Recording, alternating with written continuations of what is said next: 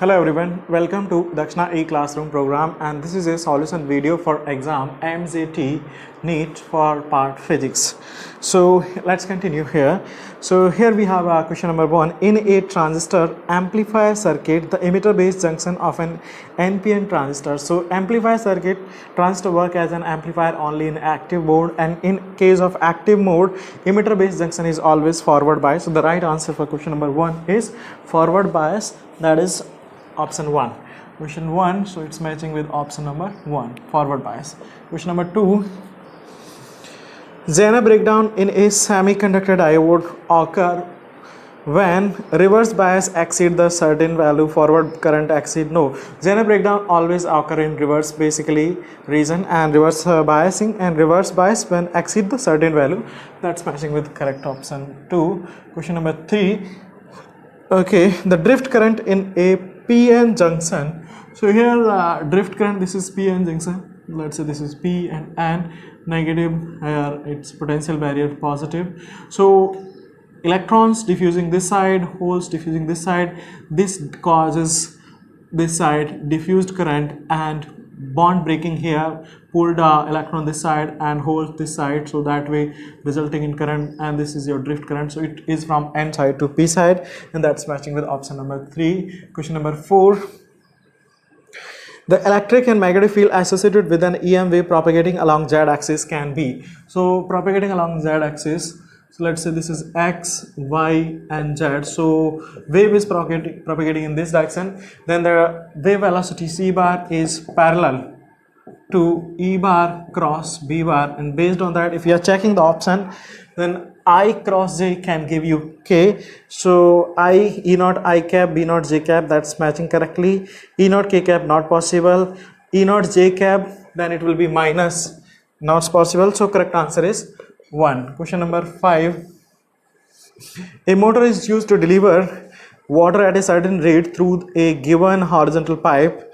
To deliver n times the water through the same pipe in the same time, the power of the motor must be increased as follow. So m mass flow rate rho av, av is volume flow rate multiplied with mass flow rate into its velocity v square by 2. This is the work done, that is the also power. So we want the mass flow rate to increase by n times. So m dot is equal to rho av. See, we are not increasing rho, we are not increasing this, we are increasing only this. So when we are increasing, so power is directly proportional to v, and v square, v power n, v power q, and m dot increasing is directly proportional to v. So to increase m n times, we need to increase velocity n times. Increasing this means power will be like n power q.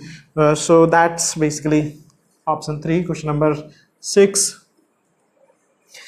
Which of the following velocity time graph shows a realistic situation? So in case of realistic situation for graph, at any one moment of time, a particle can never have two velocities. You just need to check that condition. So you can say graph 1 is not satisfying, 2 is satisfying perfectly, 3 and 4 is also not satisfying. The answer is 2. Question number 7. Here, a small stone of mass m is attached to a light string passes over a hollow tube. The tube is held by one hand and the free end of the string by the other hand. The mass is set into revolution in a horizontal circle of radius r1 with the speed v1. The string is pulled down, shortening the radius of the circular path to r2. Which of the following is not correct? Okay. So here we are asked to find the not correct, incorrect actually. Omega 1 ek and have usual meaning. So not correct we can check basically by I1 omega 1 is equal to I2 omega 2. So this is mv into v1 r1 is equal to m2 v2 r2. We can get v2 is equal to v1 r1 by r2, and so we can check for like conservation of angular momentum in terms of angular velocity, because angular velocity is also given. So m r I omega, so m r1 square into omega 1 equal to m r2 square into omega 2. So this implies omega 1 by omega 2 is equal to r2 by r1 whole square. Now checking, so or omega 2 by omega 1, will be R1 by R2. So first statement is actually correct. It's asking incorrect. Similarly, kinetic energy we can calculate. So how mv1 square, and checking this k1 by k2. So this is mv2 square, and we can check this gets cancel v1 by v2. So v1 by v2 is r2 by, so it's r2 by r1 ka whole square. It's k1 by k2 r2 by r1. That is also correct statement. And so definitely ek1 by k2 will not be equal to r1 by r2. So third is the incorrect, and which is the right answer. Next question number 8. Okay, in a screw gauge, 5 complete rotation of screw gauge it to move a linear distance of 0.25 centimeter. So 5 complete rotation means 5 pitch is equal to 0.25 centimeter. So pitch I can write is equal to 0.25 divided by 5, that is 0.05 centimeter. This is the pitch. There are 100 circular scales division. So least count can be basically pitch divided by number of division on circular scale, that comes 0.005 centimeter. This is the least count. Now the thickness of the wire measured by this screw gauge give a reading of 4 main scale division and 30 circular scale division. So reading will be equal to 4 into pitch, that is 0.05 plus 30 into least count 0.0005. Solving it, it's coming out to a 0.2 plus 0. This 10 and 15, so 0. Alright, net should be 3, so 0 k 15, adding it, it's 0.215 centimeter, which is matching with option number 2. Question number 9. The SHM of particle is given by the equation y equal to 3 sin omega t plus 4 cos omega t. This is a standard equation. So a sin omega t plus b cos omega t, it can be written as root over a square plus b square sin of omega t plus phi. So writing that, we are getting y is equal to 3 square plus 4 square means 5 sin of omega t plus some phi. We don't need to calculate it. So here we can say the amplitude is 5. So amplitude is 5 centimeter. This is the answer, matching with the option number 3. Next question number 10. A particle executing SHM, its potential energy versus displacement graph is given by, so total potential energy here, maximum potential energy is 24 joule, and amplitude is also given as 2 meter. Then we can write potential energy is equal to half k into amplitude square, 2 square is equal to 24. This implies k is equal to 12 Newton meter, matching with option number 1. Question number 11. A coil of inductance 300 millihenry and resistance 2 ohm is connected to a source of voltage 2 volt. What is the value of the time at which current will be? So here we can write I max is equal to V by R, that's equal to 1 ampere, and I function of time is equal to 1 into 1 minus e raised to power t by tau. And that's equal to, this current is becoming 0.5. 0.5 is equal to 1 into 1 minus e raised to power t by tau. Solving this, we are getting t is equal to RC ln 2 is the answer, which is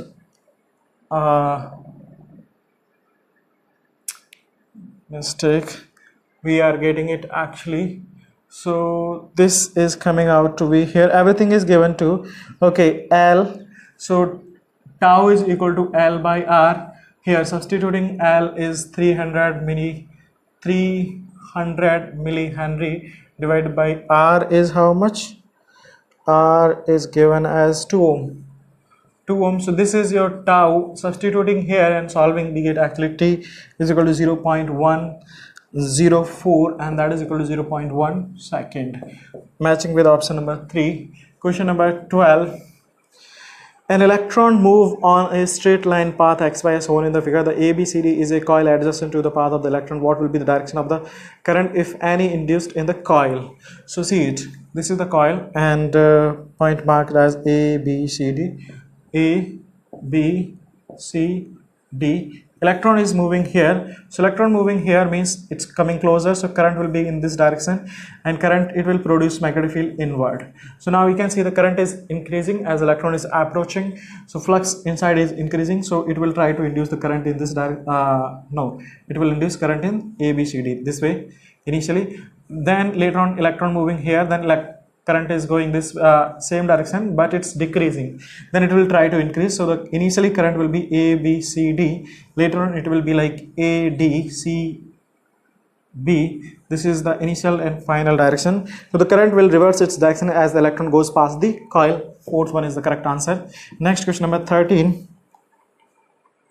Force required to just move a body up the inclined plane is 3 times the force required to just prevent the body from sliding down the plane of the coefficient of friction, then increase an angle theta. So this is the body, let's say this is the mass M, F we are pulling. So now we are required, so here it's mg sin theta and friction force mu mg cos theta. So force required to pull, it's basically mg sin theta plus mu mg into cos of theta, this to prevent its, so its sliding tendency is mg sin theta, friction will be like upward mu mg cos theta. So the force required to prevent, that will be equal to mg sin theta minus mu mg cos theta, and this is given as, this force is 1/3 of this. So basically that means it's given, the force required to just move the body up the inclined plane is 3 times. So this force is 3 times of this. So mg sin theta minus plus mu mg cos theta, this is equal to 3 times of mg sin theta minus mu mg cos theta. This, solving it, we are getting it actually here, the theta is equal to tan inverse of 2 mu. This is the answer matching with option number 4. Next question number 14. So the power factor of the circuit shown in the figure. So here we can see the net resistance is 40 plus 40, it's 80 ohm. XL is given as 100 ohm. XC is given as 40 ohm.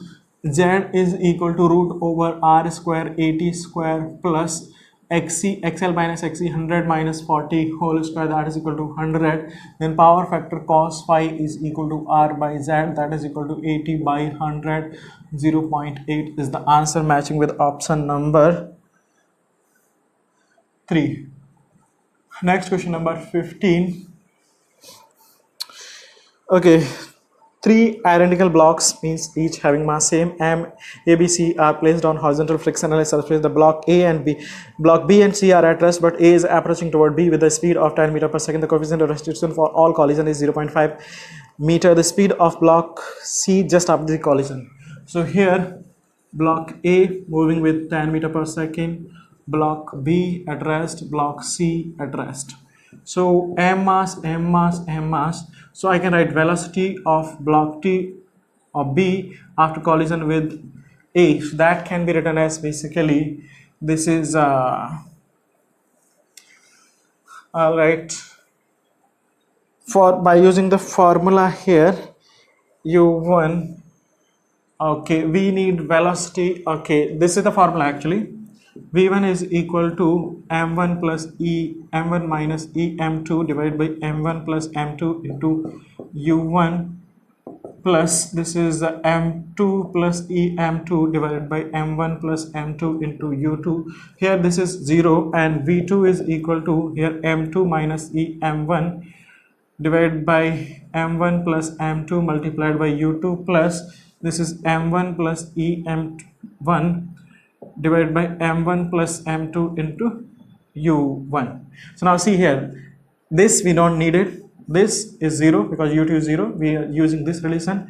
So this is coming out to be m all are equal, so it's basically 1 plus 0.5, so it's 1.5 divided by 2 multiplied by 10, that's coming out to be basically 7.5 meter per second.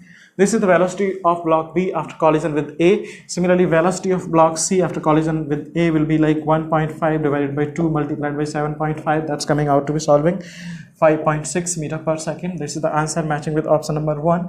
Next question number 16. Alright, to improve resolving power of the microscope, so resolving power of telescope, it's given by A divided by 1.22 into lambda. This is the resolving power. We want to improve it. Increase aperture of the lens, that's correct. Increase wavelength of the light, note. Decrease aperture of the length, no. Aperture of the lens, also not. Decrease wavelength, so A and D are correct. That's matching with the option number 2. Next question, number 17 here. So the energy in the phenomena of interference is conserved, gets distributed, that seems right. Is equal to at every point, definitely not. Destroyed, created, no. So its correct answer is 1. Next question, number 18. So 27 equal small drops combine to form a big drop. So 27, when by conserving volume, we can write initial, let's say small drop volume radius is r, then bigger drop will have radius of 3r by conserving simply volume. And then surface tension is T and radius of small r is given as small r.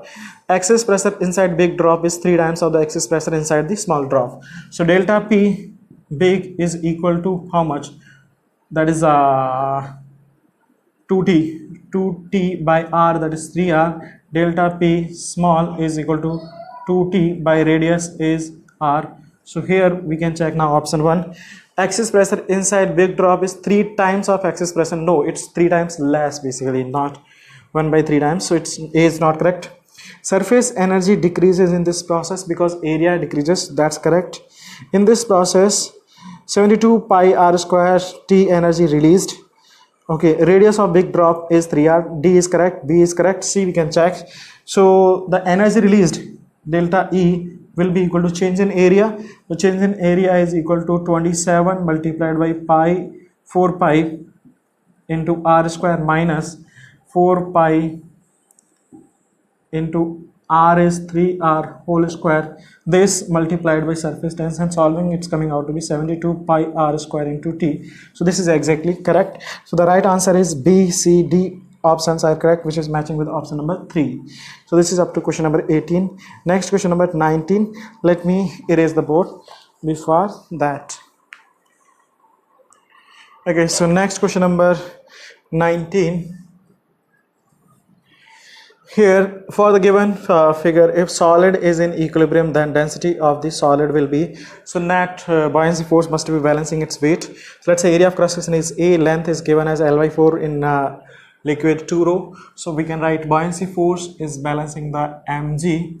So buoyancy force due to liquid 1, V, A into 3L by 4 volume into rho into G, plus due to liquid 2, so A into L by 4 into 2 rho into G, volume A into L into sigma into G.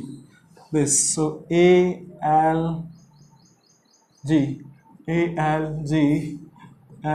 gets cancelled. Sigma is equal to, this is 3 rho by 4 plus this is 2 rho by 4, that is 5 rho by 4 is the answer, matching with option number 2. Next question number 20.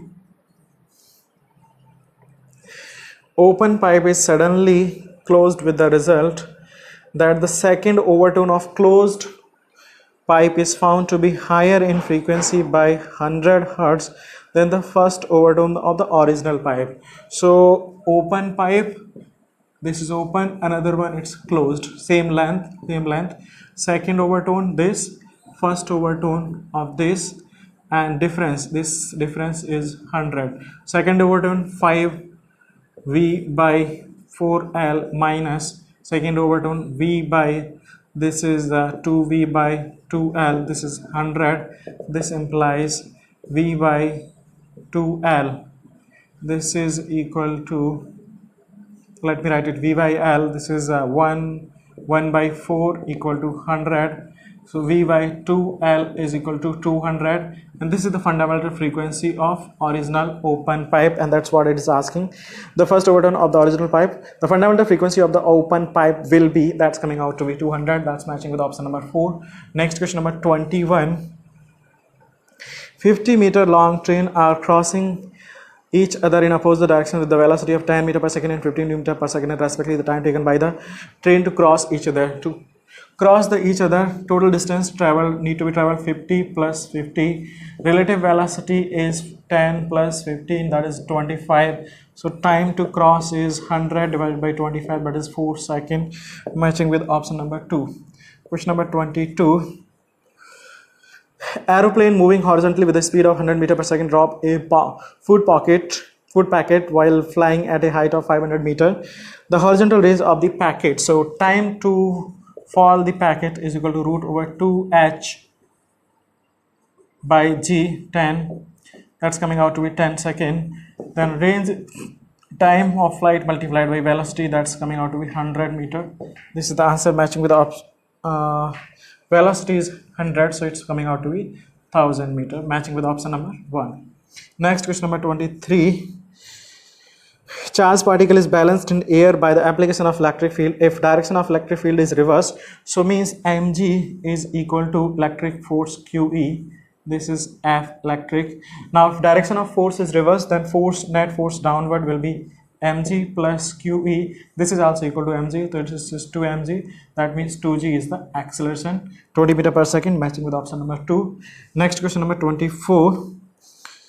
Okay, two analytical metal sphere carry charge of plus q and minus 2q respectively. When the spheres are separated by a large distance r, the force between them is F. So F is equal to minus kq square by r square.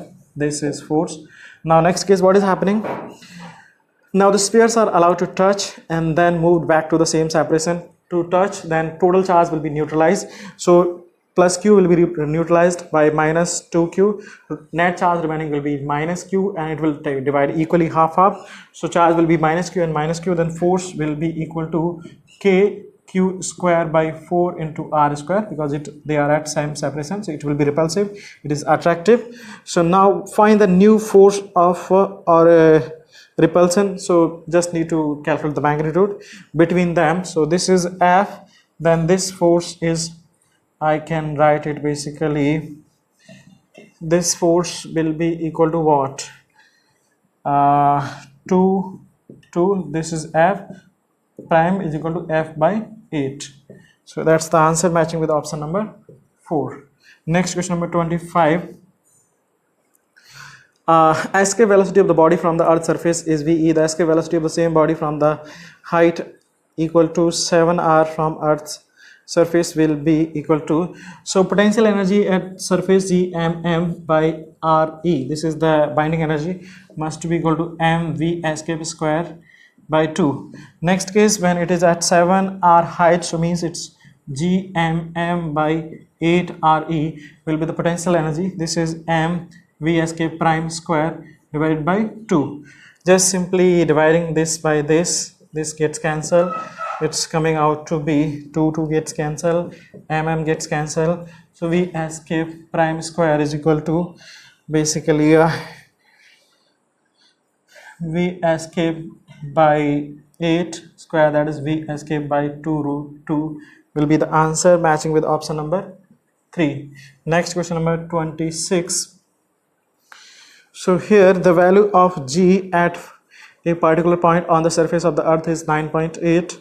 Suppose the earth suddenly shrinks uniformly to half its present size without losing any mass. Okay, the value of G at the same point, assuming that the distance of the point from the center of the earth does not. So we know actually G is equal to Gm by r square. Now when earth is shrinking, but we are keeping the point at same distance, so mass will remain same, r will remain same, so G will still be, G prime will be equal to G, so it will be same 9.8. that's matching with option number 3. Next, question number 27.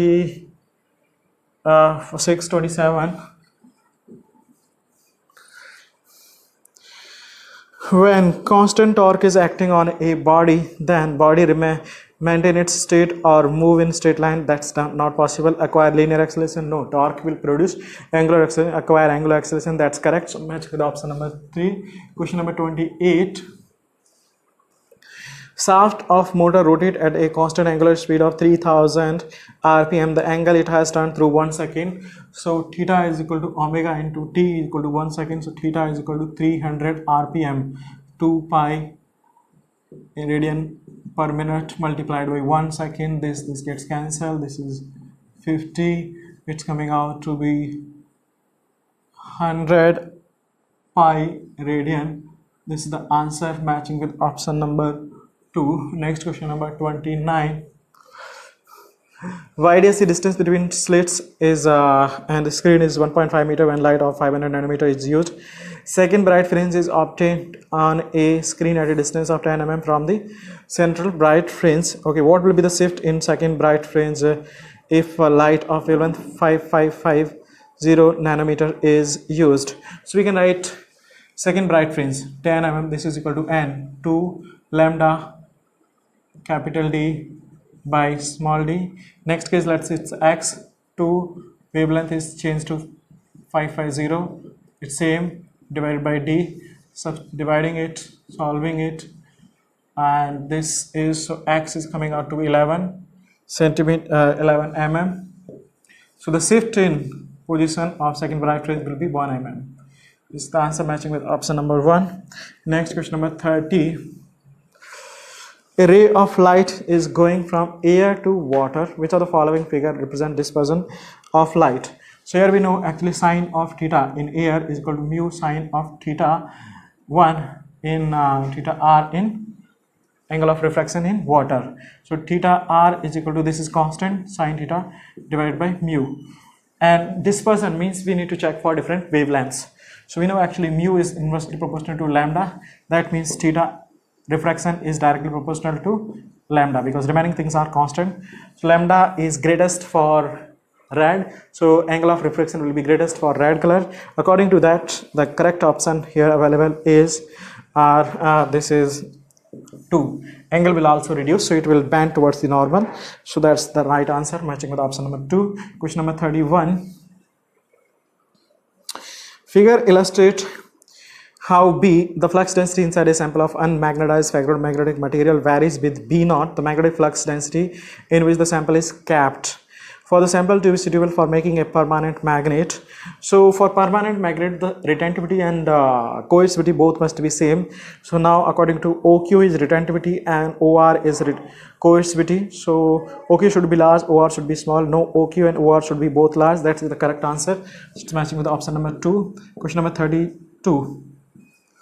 So here, magnetic needle lying parallel to the magnetic field require W unit of work to turn it through 60 degree. Okay, the torque needed to maintain the needle in this position. So W is equal to mb cos theta, change in, so cos of 60 minus cos of 0 degree. That's coming out to be basically mb by 2. This is W, but torque is equal to m cross b. That is equal to mb into sine of 60 degree. So this is coming out to be mb into root 3 by 2. This is W, its tau will be W root 3 in magnitude. That's the answer, matching with option number 1. Next question number 33. 32, yes, it's correct. Homogeneous electric field E1 and uniform magnetic field B are pointing in the same direction. So E and B both are pointing in same direction.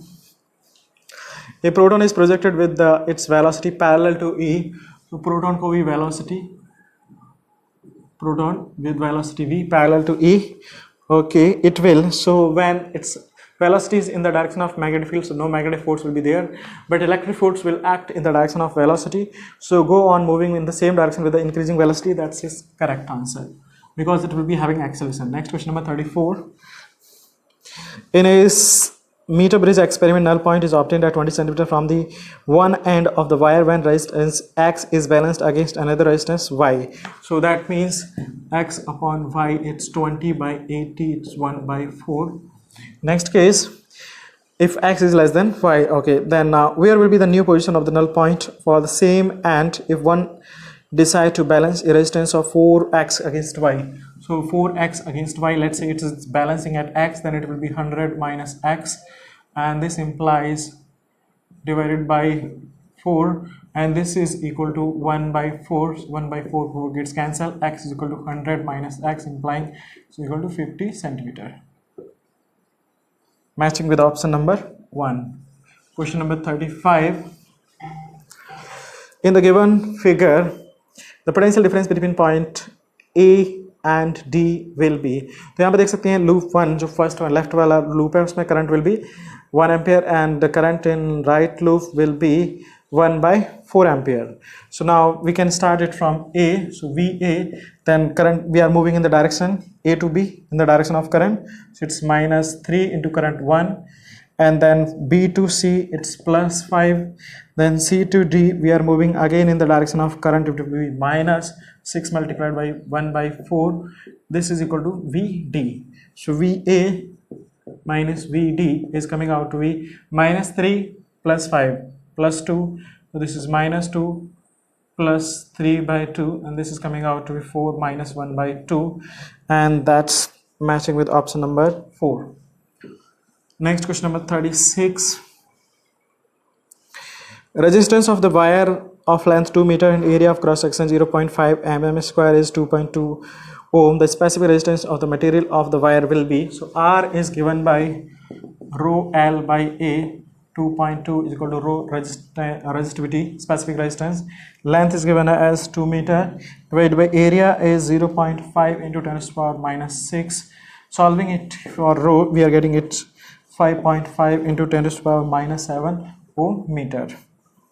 This is the answer matching with option number 1. Next, question number 37. So let me erase the board, then we will solve question number 37. Okay, so next, question number 37. In this case, 2 mole of helium gas, N is equal to 2 mole helium gas taken along the path ABCD as shown in the figure. Then the work done by the gas. So in A to B, yes, there will be work done. B to C, no work done. And D to C to D, there will be work done. So C to D is an isothermal process. We can write directly work done. So W, C to D, temperature is 1000. So it's N, R, T, L and V2. This is 20 by 15. So this is 200 R, 2000 R, Ln 4 by 3 is the work done. And W, A to B. In this case, it's 2 mole of helium gas. Helium, it's a monoatomic gas. 2 mole. So we can write it's simply, in this case, work done is equal to NR delta T, because it's an isochoric process. So it's NR delta T. N is 2R and delta T is temperature is changing from 250 to 750. So it's basically 500. That's basically 1000 R. Adding these two, we are getting it's 2000 R. 1/2 plus Ln 4 by 3 is the answer, matching with option number 1. Next, question number 38. 100 gram of water is heated from 30 to 50 degrees Celsius, ignoring the slight expansion of the water. The change in internal energy. So change in internal energy delta U is equal to heat supplied, that is NC MS delta T. M 100 gram. This is 4.2 joule per, means 1 calorie per gram. Delta T is 20. It's coming out to be basically 8.4 kilojoule is the energy required, matching with option number 2. Question number 39. 6 mole of O2 gas is heated from 20 to 35 degrees Celsius at constant volume. Okay, the specific heat capacity at the constant pressure is 8 calorie per mole per Kelvin. R is equal to 8.3. Then what is the change in internal energy of the gas? So change in internal energy is equal to NCV delta T. Cp is given as 8 calorie per mole per Kelvin, and R is equal to 8.31. That's in joule. In terms of calorie, it's roughly 2 calorie per mole per Kelvin. So Cv is equal to Cp minus R. That's equal to 8 minus 2 equal to 6 calorie per mole per Kelvin. So we got Cv, then delta U is equal to N is 6 mole, 6 into Cv, 6 into delta T is 15, and solving it we are getting it's 540 calorie is the answer, matching with option number 4. Next, question number 40. Okay, two metallic sphere S1 S2 are made of same material and having identical surface finish, same material density, same surface finish. The mass of the S1 is 3 times that of the mass of S2. Okay, and both these spheres are heated to the same high temperature and placed in same room having lower temperature but are thermally insulated from each other. The ratio of the rate of the cooling of S1 to that of S2. So let's say mass M1 and M2, radius will be also different, R1 R2. So then I can have M1 S1 M1 S dt by dt is equal to sigma E A t power 4, same thing. So for 1, and then I can write rate of cooling for 1, this is equal to sigma E A1 t power 4 divided by M1 into S.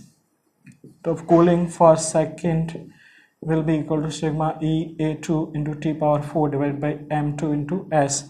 Dividing it, let me write it, rate of cooling R1, rate of cooling R2, sigma E t power 4 gets cancelled, S gets cancelled. This is coming out to be rate of cooling R1 by R2 is equal to, this is M2 by M1 multiplied by A1 by A2. Mass ratio and area we can calculate easily. Substituting, solving it, we are getting it's 1 by 3 raised to power 1 by 3. This is the ratio of initial rate of cooling S1 to S2. That's coming out to be this, matching with option number 4. Next question number 41 here. So beaker is completely filled with water at 4 degrees Celsius. It will overflow. So you must be remembering that at 4 degrees Celsius water has maximum density. So means if it is even cooled or heated, it will, in either case, it will expand. So beaker completely filled with water, it will overflow if heated below 4 degrees Celsius, also right. Cooled below heated above 4 degrees Celsius, that's also correct. Cooled below 4 degrees Celsius, also right. So both 1 and 2, yes, that's correct. None of this, no. So correct answer is 3. Next question number 42. At a given instant, there are 25% indicated radioactive nuclei in a sample. After 10 seconds, the number of the indicated nuclei reduces to 6.4. That means 1 by 4. So the mean life. So we can write 25% to 6.5%. That means in 10 seconds. So this is means 2 half-life. So 1 half-life, T half is coming out to be 5 seconds. And then we know actually lambda is equal to 0.693 divided by T half, and this is the mean life, that's equal to 0.693 divided by 5 seconds. That's coming out T half, that lambda, that's coming out to, okay, we need T half is equal to, that's correct. Okay, this is lambda, but mean life is 1 by lambda, so that means 5 by 0.693, that's equal to 7.21 second, matching with option number 2. Next question number 43. To generate a power of 3.2 megawatt, the number of fission of uranium-235 per minute is, so 3.2 megawatt 10 to the power 6 watt per second. Let's say number of fission per second is n, so then it will generate 200 mega electron volt into 10 to the power 6 into 1.6 into 10 to the power minus 19. This is the energy generated by n number of fission in 1 second. So n we can calculate, 6 gets, this gets cancelled, so n is equal to 3.2 divided by 200 into 1.6 into 10 to the power minus 19. This is per second multiplied by 60, this will be per minute. Solving it comes out to be 6 into 10 to the power 18 fission per minute. That's the answer, matching with option number 1. Next question number 44. The kinetic energy of the electron is 5 electron volts. Calculate the de Broglie wavelength associated with it. So we know actually lambda de Broglie is equal to 12.27 divided by energy in electron volt. That's basically volt. So it's coming out to be 12.27 divided by 5 volt, and solving it's coming out to be 5.47 angstrom. So matching with option number 1. Next question number 45. If the radiation of wavelength 3100 angstrom and 6200 angstrom are incident on a substance of work function 1 electron volt 1 by 1, then the ratio of the stopping potential of for the emitted photoelectron will be proportional to actually the maximum kinetic energy. So K max 1 will be equal to H, like I can write C by lambda, that means 1200 for this 3100 minus 1 electron volt. This is coming out to be basically 4 minus 1, that is 3. And in case of 2, K max 2, this is 12400 by 6200 minus 1, this is coming out to be 2 minus 1, so it's coming out to be 1. So the ratio is 3:1, that's matching with option number 1. This is question number 45. So this is all about the paper MZT 05. Thank you everyone.